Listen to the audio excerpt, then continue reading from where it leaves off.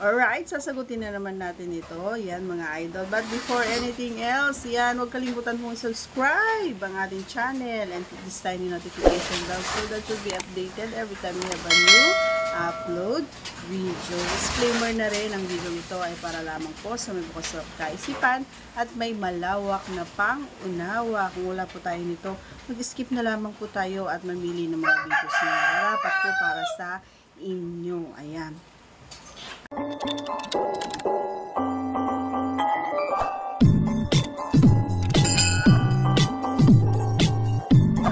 Ano nga ba daw yung gusto ko?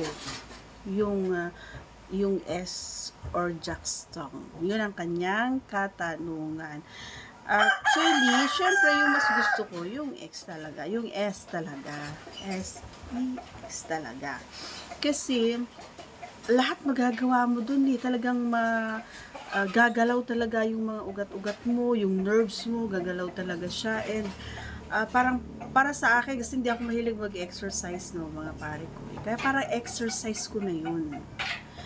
Kapag kasi sarili ko lang ang gumagawa sa sarili ko, pinapasaya ko sa sarili, nabibitin talaga ako.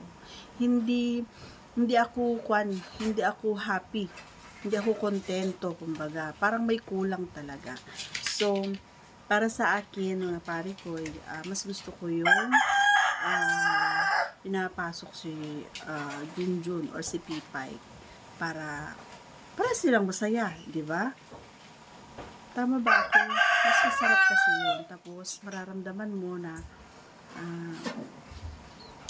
yung sabay kayong natapos na nabasan, di ba? So, paano sa pakiramdam yung ganun?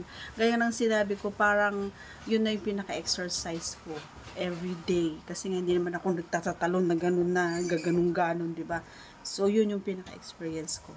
Konting, galaw-galaw lang, and konting kajut-kajut lang, ganun. Di ba? So, napakasimple, no? Hindi ko lang alam kung ako lang nakakapansin. Napakasimple lang yung ginagawa natin. Pero pagtapos natin, basa tayo ng pawis. Pagod na pagod tayo. Bakit kaya?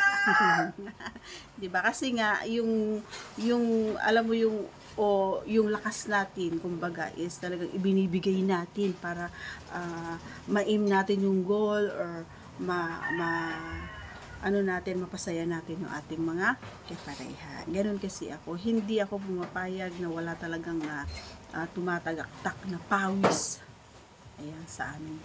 Masarap din kasi yun. Okay? So, that's all for today's video. Once again, ayan, huwag kalimutan i-subscribe and click our tiny notification bell so that you'll be updated every time we have a new upload videos. Thanks for watching. Bye!